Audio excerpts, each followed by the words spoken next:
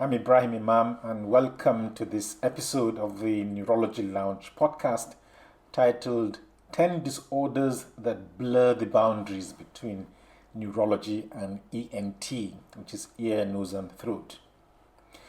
Neurology is, of course, the specialty that handles most disorders that afflict the head. But the head is by far not the exclusive playground of neurologists, and many other specialties have staked their claim to bits and pieces of the brain. These so-called allied neurological specialties have tried to carefully map their territories in the head, and they jealously defend their frontiers by stamping their insignias on some designated diagnosis. But the problem is that all the diseases in the head tend to produce a limited number of frequently vague symptoms.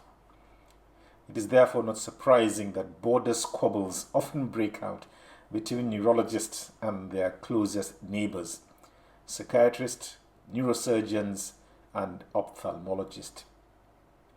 But perhaps the most indistinct boundary in the brain is the one that attempts to separate neurology from otorhinolaryngology, also known as ENT. And the symptoms that both share cause much confusion, and these include dizziness, vertigo, tinnitus, and nystagmus. Because the symptoms of the diseases of the two specialties are so similar, patients meant for one specialty frequently end up in the clinic of the other. In this short podcast, therefore, I will count down the 10 disorders that often blur the boundaries between neurology and ENT. Number 1, presbyacusis. Many cases of deafness arise from ENT disorders, and ENT specialists are very good at diagnosing these. When no cause is identified for deafness, there is a risk that it will be attributed to presbyacusis, which is impaired hearing due to old age. Before doing this, however, it is important to realize that there are many disorders of the brain that can cause deafness, and these include stroke, as well as tumors in the brainstem, something called superficial siderosis arising from deposition of iron around the brain, and even neuroinflammatory diseases such as multiple sclerosis. Number 2, auditory hallucinations. Palinacousis is a form of auditory hallucinations in which sounds persevere after the stimulus has ceased. It usually lasts seconds, but it may persist for hours. It is usually the manifestation of a focal seizure. The risk here, of course, is that it may be dismissed as other forms of auditory hallucinations such as occur in psychiatric disorders, but relevant to this podcast, such as develop in people with deafness. Number 3, acute vestibular neuronitis. This is inflammation of the nerve that transmits sensation from the balance organs inside the ear. It typically manifests with nausea, vomiting, nystagmus or jerky eye movements, as well as vertigo that often starts on waking up. The subject feels imbalanced with a tendency to fall to the affected side. The diagnosis should be obvious, except, of course, that many brain disorders can manifest in a similar way, and these include migraine, multiple sclerosis, brainstem stroke, and brainstem tumors. Number 4, vestibulocochlear neuropathy. This is a neuropathy of the 8th cranial nerve that transmits both hearing and balance to the brain. The symptoms of this impairment are deafness, dizziness, vertigo, imbalance, and oscillopsia, which is stable images seemingly in motion. It is perhaps rather obvious that most of these symptoms can be caused by disorders of the inner ear, but they can also be caused by lesions in the brainstem. Number 5, Meniere's disease.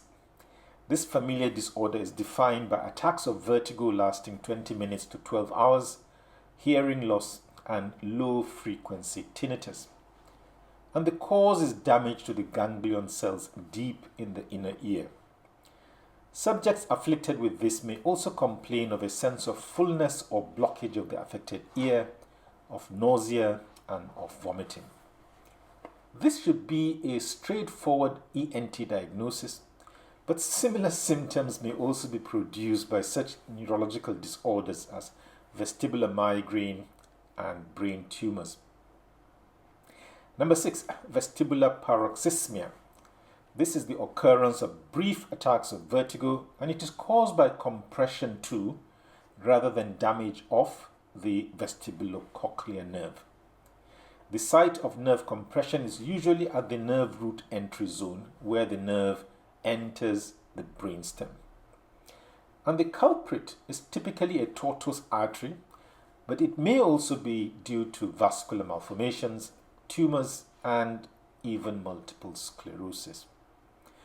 Vestibular paroxysmia manifests with recurrent brief vertigo attacks which may occur several times a day. And among the triggers for the attacks are head movements and postures. You can see here how vestibular paroxysmia can mimic most of the other disorders in this podcast. Number 7, benign paroxysmal position of vertigo, or BPPV. As implied by its name, BPPV refers to episodes of vertigo which are brief and are provoked by sudden head or body movements. The cause of these attacks of vertigo are crystals that have chipped off the semicircular canals of the inner ear which control balance. Now free floating, these crystals irritate the very sensitive hair cells of the semicircular canals every time the head moves, thereby provoking the attacks. The classical BPPV is the one that affects the posterior semicircular canal, but the horizontal and anterior canals can cause BPPV and therefore cause some confusion. To complicate matters, similar symptoms of BPPV can be caused by brain disorders such as vestibular migraine and posterior circulation transient ischemic attacks, or TIAs. Number 8, persistent postural perceptual dizziness, or PPPD. This relatively newly named disorder refers to chronic dysfunction of the vestibular apparatus. More frequent in middle age and in women, PPPD presents with attacks of dizziness, non-spinning vertigo, unsteadiness, and visual hypersensitivity.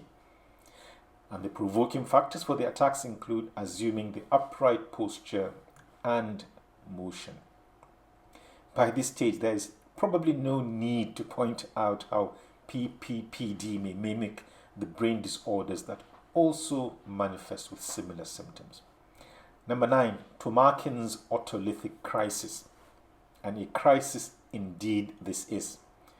Afflicted subjects are overcome by sudden drop attacks associated with loss of muscle tone. They feel as if they have been pushed, and they always fall towards the same direction.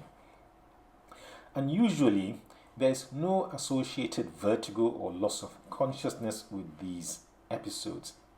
And to further confuse the picture, there may be associated limb spasms or jerks.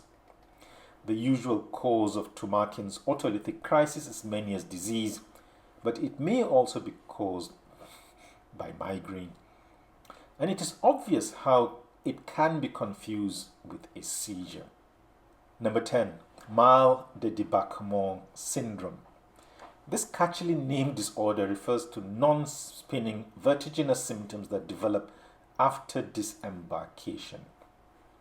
It classically follows sea travel, but it can also result after plane, train, and car journeys.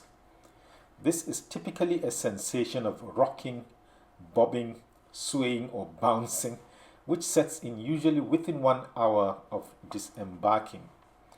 These symptoms are present continuously or for most of the day. They are also present whilst walking and also when lying down, and they can be exacerbated by eye closure and by tilting the head. No prizes for guessing which brain disorder mimics mal de débarquement syndrome. Thank you for listening or watching this podcast. If you found it enlightening or interesting, why not click on the like button? And better yet, why not subscribe to the podcast so that you do not miss the next episode? Whilst waiting for the next episode of the podcast, you may want to check my website called Neuro Checklist, where there's a lot more on ENT disorders. And you may also want to check out my book called Surfing the Brain, which is a light touch neurology. Thank you very much for your time.